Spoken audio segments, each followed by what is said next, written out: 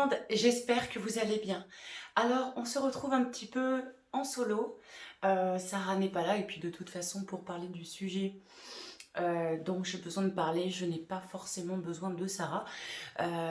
Donc voilà, ne vous inquiétez pas, elle va très bien. De toute façon, tout de suite, elle n'est pas là. Elle n'est pas à la maison, mais bon voilà, ça me permet aussi de faire des vidéos en solo et de pouvoir aborder certains points avec vous. Aujourd'hui, on va parler des crises d'angoisse, de l'anxiété, du stress, des attaques de panique, de l'agoraphobie. Alors pour commencer, qu'est-ce que les crises d'angoisse, les crises de panique, les crises d'agoraphobie, le stress, l'anxiété? Ce sont des symptômes avant tout. Je suis malade de ça parce que oui, c'est une maladie mais sourde. C'est-à-dire que il y a des maladies, vous voyez, qui se voient, et il y a des maladies silencieuses comme ça, comme les crises d'angoisse, les crises de panique, etc. Alors, ne vous inquiétez pas, vous allez peut-être me trouver un petit peu bizarre durant cette vidéo parce que j'ai rechuté niveau crise d'angoisse, crise de panique, agoraphobie et plein d'autres choses depuis quelques mois déjà. Donc je suis pas très sereine pour faire cette vidéo et les autres d'ailleurs parce que voilà, c'est les crises d'angoisse, c'est quelque chose qui paralyse beaucoup, qui nous fait nous sentir très mal, un mal-être intérieur avec des symptômes. Donc les crises d'angoisse, les crises de panique, etc. Moi, je vais vous raconter comment je les vis. Donc chez moi, les crises d'angoisse se manifestent, je vous parle des symptômes. On parlera de pourquoi elles se manifestent plus tard. Donc chez moi, ça se manifeste par des tremblements, par des vertiges, par un sentiment faut que tout aille vite. C'est-à-dire qu'avant qu'une crise d'angoisse arrive, dans ma tête, tout va très vite. Dans mes yeux, tout va très vite. Mon cœur commence à battre énormément vite. J'ai des picotements dans la tête. Je commence après à avoir les mains qui tremblent. J'ai la vue trouble. Je me sens pas à l'aise. Et en général, pendant les crises d'angoisse, je ne bouge pas. Je vous assure, je reste comme ça pendant des heures à attendre que ça passe. Quand ça passe, parce que quand ça passe pas, et ben voilà, après j'ai mes médicaments du soir, on en parlera aussi plus tard. Voilà, c'est quelquefois elles vont être vachement plus agressives et donc il va falloir qu'il y ait quelqu'un à côté de moi. Mais c'est très bizarre parce que je souhaite avoir quelqu'un à côté de moi, mais s'il se rapproche trop de moi, ça va m'étouffer, ça va me saouler. Et en crise d'angoisse, c'est pas ce qu'il faut. Quand on a besoin d'avoir quelqu'un à côté de nous, mais pas sur nous, enfin pas sur moi, enfin pas à côté de moi, me coller, etc. Les attaques de panique, j'en ai eu au volant, c'est juste horrible. On commence à la sentir, donc on tremble de partout. On a l'impression qu'on va mourir, on a le cœur qui est serré, on a la tête qui tourne, on perd pied en fait. Pendant l'espace de quelques minutes, je dirais, parce que c'est pas des secondes, hein, mais malheureusement les crises d'angoisse ne durent pas que quelques secondes, on a l'impression de perdre pied. Je sais pas comment vous expliquer profondément ce sentiment, mais ouais, on a l'impression de perdre pied, d'être là, mais pas là en même temps. On a peur du regard des autres, surtout quand on est en voiture, on a peur de créer un accident, donc il faut absolument qu'on s'arrête très très très vite. C'est juste horrible. Et les crises d'angoisse, donc, comment dire, par chaîne, fait faire qu'on est agoraphobe. Donc il faut savoir que les gens qui font des crises d'angoisse font des crises d'angoisse soit à l'extérieur de chez eux, soit chez eux. Et dans les deux cas, de toute façon, après on est dans une période où on n'a plus envie de voir personne, on ne sort plus, on a peur de la prochaine crise, parce que oui, une crise d'angoisse fait super peur, fait très peur, on a l'impression qu'on va mourir, on ne sait pas ce qui se passe, même ceux qui les ont depuis des années. Moi je vous parle de ça, je fais des crises d'angoisse depuis, réellement je m'en rends compte depuis 2005. Après, j'ai toujours été un bébé anxieux avec des insomnies, etc. Donc bon voilà. Mais autant que je m'en rappelle, elles se sont vraiment déclenchées ces crises d'angoisse en 2005. Donc c'est pour vous dire que ça fait quand même pas mal d'années que je suis victime de ça. Et ça rend chèvre, quoi. Ça rend chèvre, ça rend fou à la limite. On a l'impression que personne nous comprend. On a l'impression que... Comment dire? Qu'on est différent. Voilà, qu'on est différent et qu'on est dans une bulle et qu'il y a personne qui est pareil. On tente d'aller voir des psychiatres, des psys qui nous disent à peu près tous la même chose, mais nous, en fait, en tant qu'anxieux, angoissés, on aimerait que en fait que nos symptômes diminuent, à part les anxiolytiques qu'on nous donne, etc. Je veux dire, ils nous proposent pas de réelles solutions. C'est par la suite, après, il faut... Je vous en parlerai plus tard parce que je commence à m'égarer, mais voilà. Euh, donc pendant les crises d'angoisse, c'est pareil. Moi, j'ai un gros problème, c'est que j'ai un problème de concentration. Je n'arrive pas à me concentrer plus de 2 secondes sur quelque chose. Comme là, par exemple, je suis en train de faire la vidéo, je sais que je m'éparpille, je m'efforce parce que je suis en crise d'angoisse, je ne vais pas vous montrer, mais je tremble quand même un petit peu. Euh, j'ai du mal, voilà, à me concentrer. Ça, c'est vraiment le truc qui rend fou. Parce que, voilà, comme la crise d'angoisse nous fait aller très vite, enfin, j'ai l'impression, moi, quand je suis en crise d'angoisse, que mon corps va très vite, mes yeux vont très vite, mon cerveau va très vite, mon cœur va très vite. Voilà, j'ai l'impression que tout va trop vite et j'arrive pas à réfléchir, à poser mon regard 5 minutes sur quelque chose, à réfléchir tout simplement, je n'y arrive pas. Donc ça, c'est très très très chiant. Après, niveau symptômes, il faut savoir qu'il y a des symptômes annexes qui viennent se greffer. Moi, depuis ce mois de juin-ci, j'ai des migraines ophtalmiques avec aura. Donc, bon, pour ceux et celles qui ne connaissent pas, donc c'est une migraine assez classique. Mais avant la migraine, en fait, on a quelque chose dans les yeux, dans un des 2 yeux. Au début, on a une grosse tache devant l'œil où on voit rien du tout. Puis après, la tache s'agrandit. Ça fait comme un rond sur le côté avec des pics et ça fait un effet un peu stromboscopique où on perd la vue. Des fois, notre vue se met à l'envers, on perd nos repères, et ce qui génère en fait la crise d'angoisse. Donc ça, c'est horrible. J'en ai fait je ne sais pas combien depuis le mois de juin. J'ai quand même été voir un orthoptiste, etc. Pour voir si ça venait pas d'autre chose, etc. Mais c'est vrai que le stress, l'angoisse en général, ont tendance à développer ce genre de symptômes quand on y est préparé. Enfin, moi, je suis migraineuse, donc voilà. Donc ça fait super peur, ça, les migraines ophtalmiques, et ça va avec les crises d'angoisse. Donc le tout cumulé, ça prend bien la tête, parce que moi, dans mon cas, ben, j'ai peur et de refaire des migraines ophtalmiques et d'avoir des crises d'angoisse. Donc c'est un peu... c'est très anxiogène et j'ai très peur. Voilà, j'ai très peur de ça.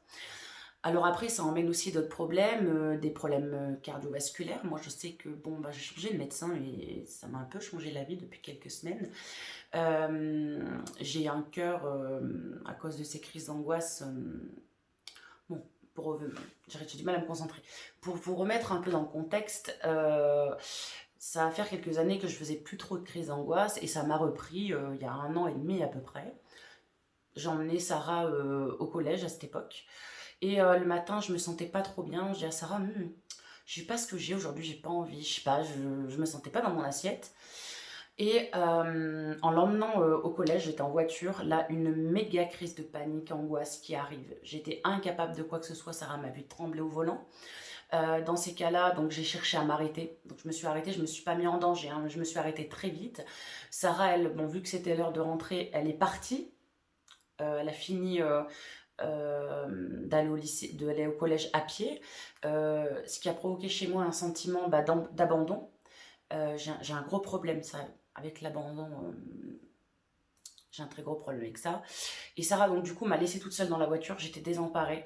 J'étais à 800 mètres de chez moi. Pour le temps que je me calme, j'ai eu besoin d'appeler des gens. Mais le problème, c'est qu'à 8h du mat, tout le monde dort ou tout le monde est au travail. Donc, j'avais besoin de parler à quelqu'un et il n'y avait personne. Personne ne me répondait au téléphone, donc je n'en pouvais plus. Je me suis jetée sur le Xanax. Heureusement que je fais toujours suivre mes Xanax. J'ai attendu un petit peu que la crise passe, etc. Elle n'a pas passé. J'ai décidé, tant pis, de rentrer chez moi coûte que coûte pour faire 800 mètres. J'ai mis 1h30 à rentrer chez moi. J'arrêtais pas de m'arrêter, j'avais super peur. Je suis rentrée chez moi et la crise s'est arrêtée. Donc elle s'est arrêtée là, comme elle avait commencé. Donc là, par contre, j'ai eu très peur parce que je me suis dit, ah là là là là, ça faisait des années que j'en avais pas fait, c'est reparti.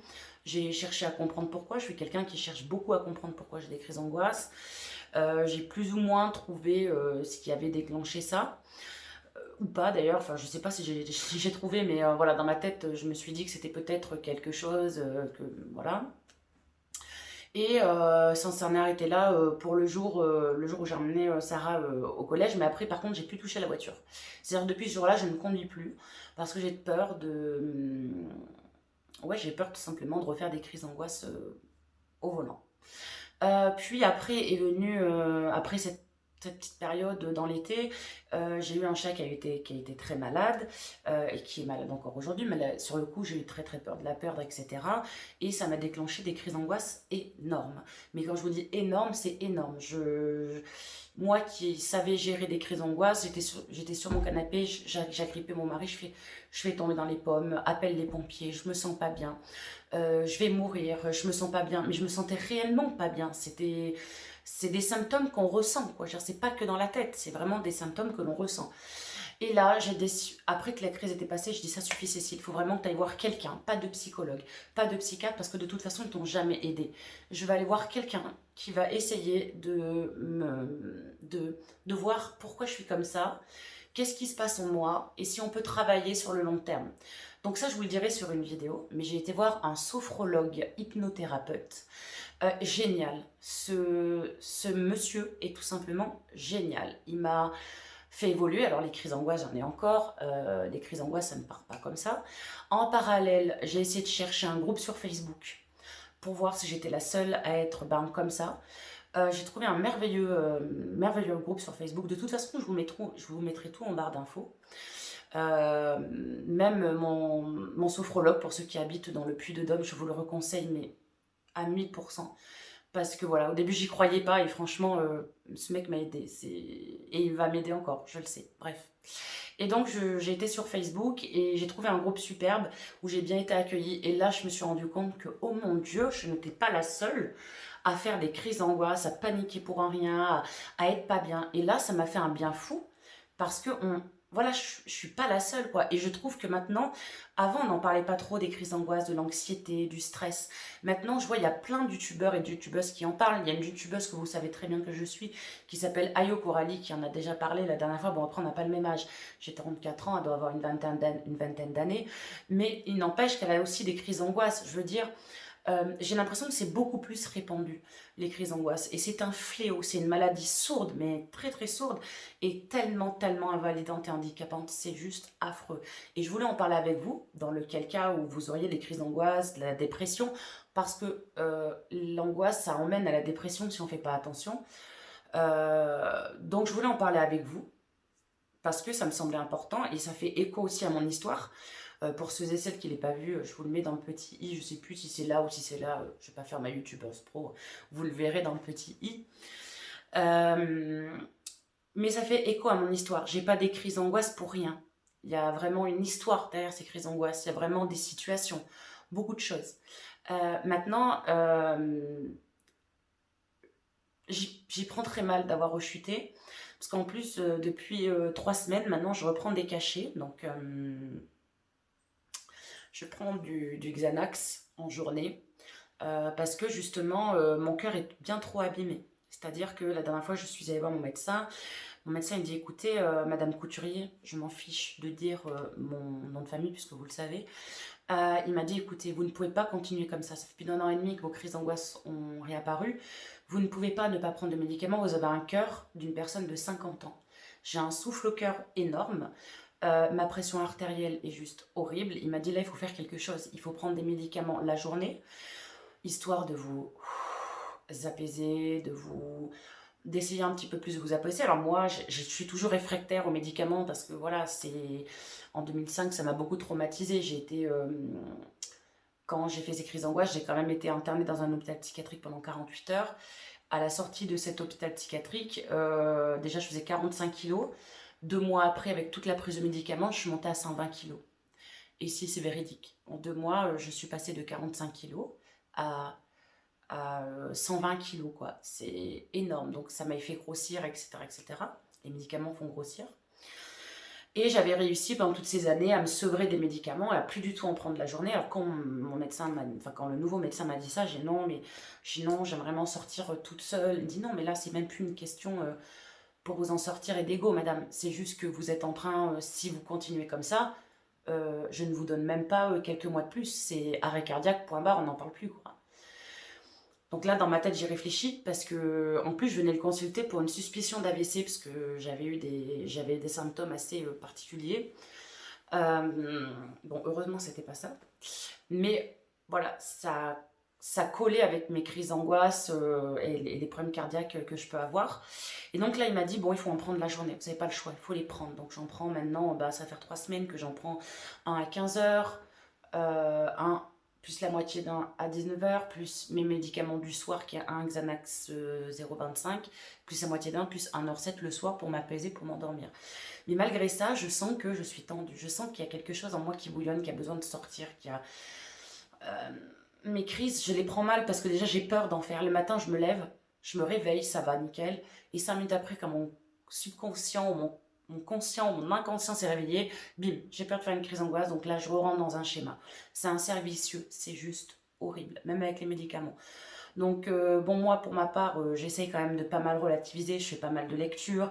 D'ailleurs, j'ai repris un rendez-vous avec mon thérapeute que je vois en novembre.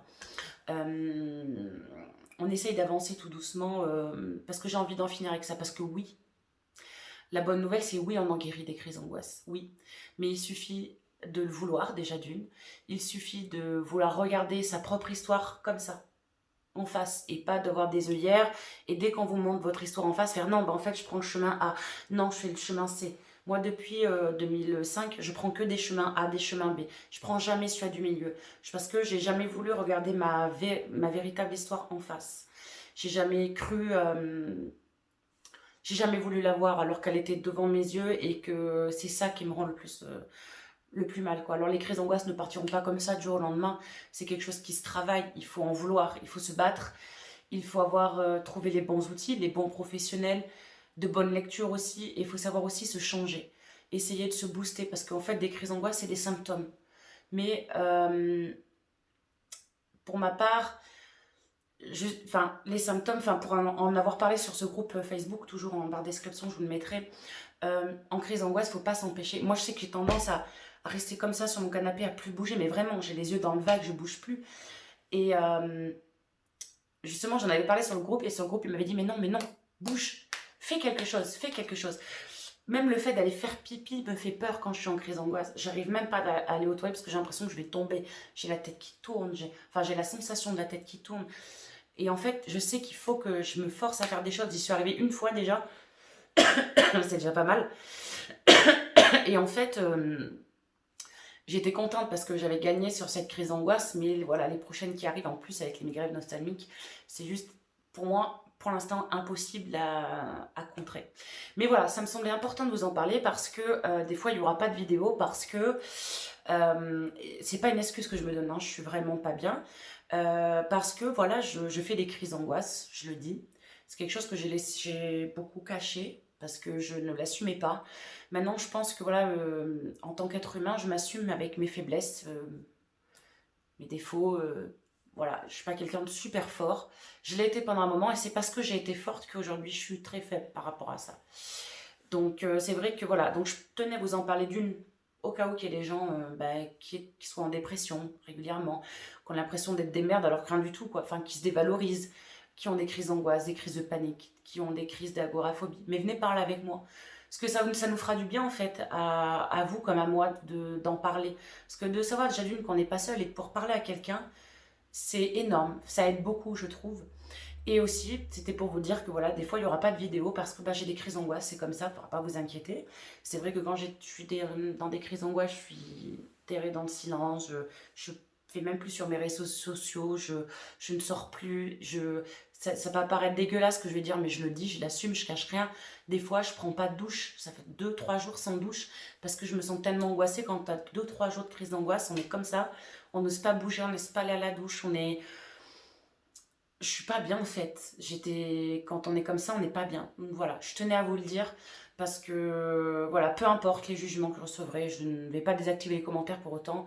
Même si j'ai des commentaires méchants, je m'en fous parce que je pense que ceux qui peuvent me critiquer à la limite, c'est ceux et celles qui passent par là où je passe. Ceux et celles qui ne savent pas ce que c'est, vous pourrez toujours me critiquer ou comment dire, ou mettre des méchants commentaires. Ça ne m'atteindra pas parce que il faut réellement passer par là où je passe et vous m'aurez pas avec des petits trucs que vous allez chercher sur Google parce que la crise d'angoisse c'est pas un descriptif sur Wikipédia. Il faut le vivre, il faut le ressentir pour en décrire les symptômes. C'est pas quelque chose de cool à vivre, c'est une réelle maladie.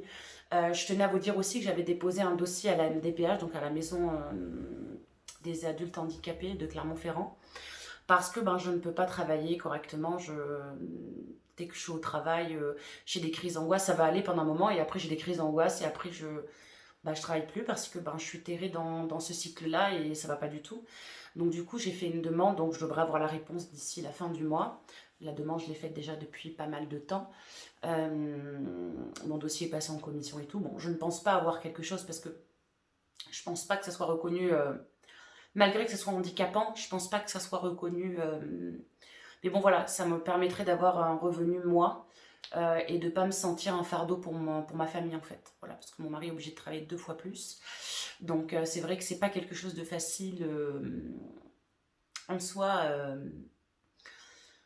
C'est pas quelque chose de facile déjà à supporter. En plus, les crises d'angoisse, le regard de sa famille et le fait que ben, on est là alors qu'on pourrait travailler, apporter de l'argent, qu'on le fait pas parce qu'on est dans l'incapacité de le faire. C'est. Voilà, alors vous pourrez me traiter de cas social, hein, je m'en fous. Euh, voilà, certains se demandaient ce que je faisais dans la vie, ben, je ne fais rien. Déjà, si je me combats moi-même, je combats mes crises, je fais des vidéos parce que pour le plaisir.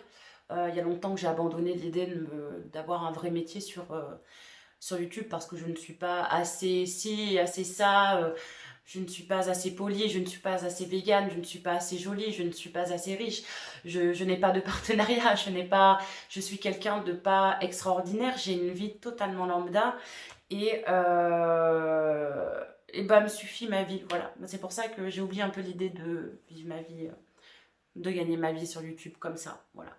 Écoutez, vous savez tout pour ça. Si je dois revenir pour vous parler un peu des crises d'angoisse, je le ferai parce que je reviendrai vous donner des nouvelles. Là, la prochaine vidéo qui va suivre et a déjà été filmée, je vous parle justement de mon thérapeute, de comment je l'ai découvert, de pourquoi j'ai sauté le pas, etc. Parce que c'est important pour moi de vous raconter mon parcours un an après, puisque ça fait déjà un an que je suis ce thérapeute-là. Et donc voilà, et elle sortira mercredi prochain du coup. Écoutez, voilà, je sais que cette vidéo a été longue, j'espère que ça vous a permis un peu de me connaître un peu plus. Alors je sais que j'aurais voulu dire plein de choses, mais comme je vous le dis, je suis en crise d'angoisse tout de suite et je sais plus ce que je voulais dire et je me vois mal écrire sur un papier. Mes vidéos, je préfère qu'elles soient spontanées. Si j'ai quelque chose à vous redire, bah, je vous le redirai en fait lors d'une autre vidéo. Voilà. Quoi qu'il arrive, même si c'est moi qui ai des crises d'angoisse et qui dit ça, enfin, j'adore vous dire ça parce que j'aimerais bien m'appliquer la leçon à moi, mais quoi qu'il arrive, restez positif dans votre vie. Tirez toujours le meilleur du pire. Restez solide, prenez soin de vous, je vous fais de gros bisous. Salut!